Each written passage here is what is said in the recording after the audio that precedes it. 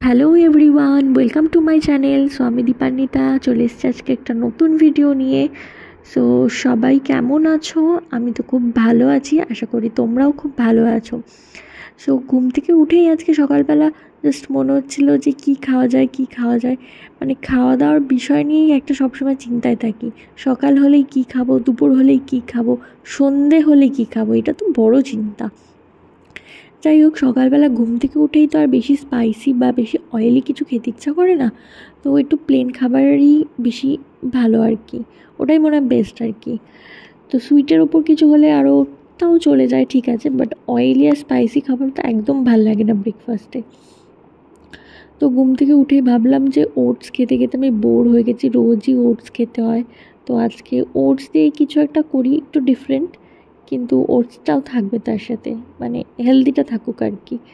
তো আমি তাই ভাবলাম ওটস যখন আছে, কলাও ছিল, ডিমও ছিল, মানে এগুলো তো থাকেই আর কি বাড়িতে। তো আমি জাস্ট কিছুই করিনি, সেরকম কিছুই লাগছে না আর কি। জাস্ট মিক্সির মধ্যে কলা, ওটস, একটা এগ আর একটু দুধ, মানে কনসিস্টেন্সিটা যাতে ঠিকঠাক আসে।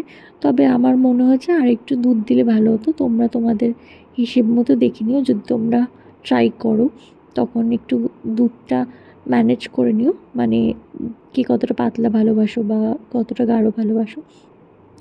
তো কড়াইতে এবারে আমি হালকা একটু বাটার লাগিয়ে, তোমরা চাইলে অলিভ অয়েলেও করতে পারো এটা।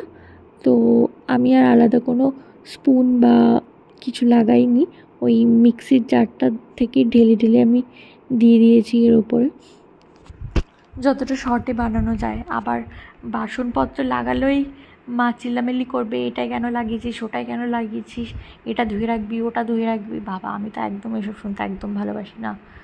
উফ, মানে যুদ্ধ চলে আমি আর মা একসাথে রান্নাঘরে থাকলে।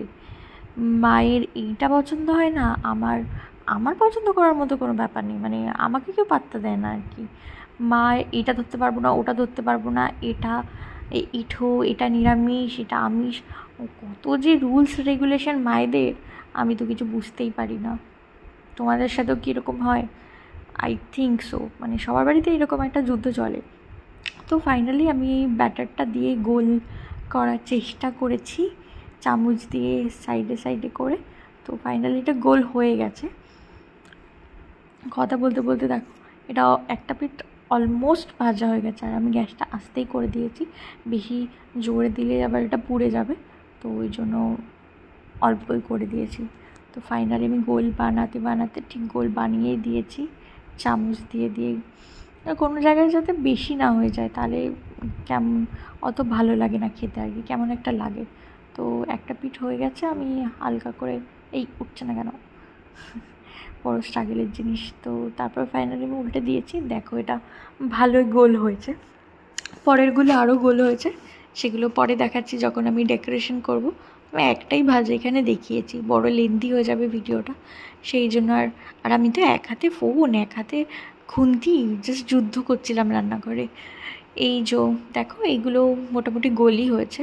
তো প্যানকেকের শেপটা একটুখানি আসলে বেশ ভালো লাগে আর কি দেখতে। আর তার সাথে আমি একটু ডেকোরেশনও করে নিয়েছি। আমি ডেকোরেশন করতে আমার সবসময় খুব ভালো লাগে।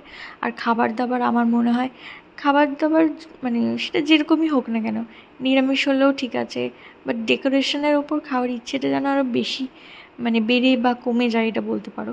নর্মাল খাবারও যদি আমরা একটু সুন্দর সাজিয়ে গুছিয়ে খাই, তো তাহলে খাওয়ার আগ্রহটা আরও বেশি বেড়ে যায়।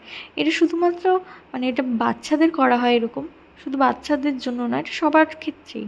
খাবার দাবার ডেকোরেশন কীরকম, মানে ওপর দিকটা কীরকম, সেটা দেখে আমাদের খাওয়ার ইচ্ছাটা আরও বেশি জন্মায়।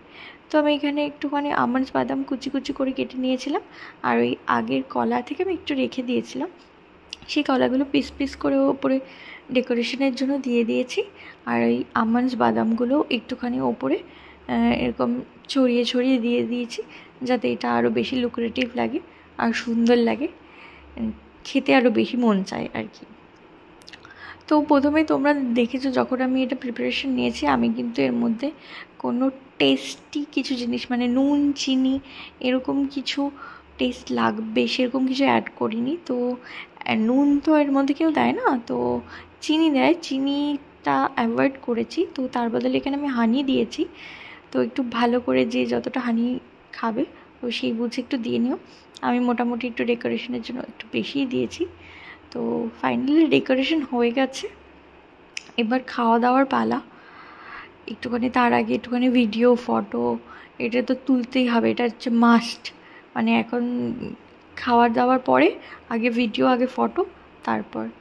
তো ফার্স্ট বাইটটা আমি খেয়ে দেখি জাস্ট কেমন হয়েছে।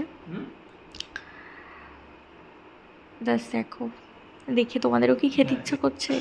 তাহলে চট করে বানিয়ে নাও তোমরা। জাস্ট খুবই ইজি, ভীষণ ইজি, কিচ্ছু লাগে না, খুবই ঘরোয়া জিনিসপত্রগুলো।